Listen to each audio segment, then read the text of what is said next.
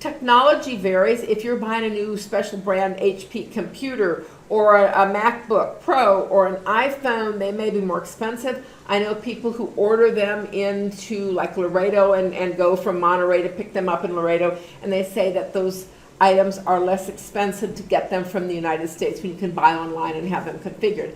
Technology services are very cheap here. So there's actually a technology mall where I live where there's 100 different kiosks of people who will repair things. I broke the screen on my brand new iPhone, and I had it completely repaired with a factory iPhone part, $40. So virtually no labor cost.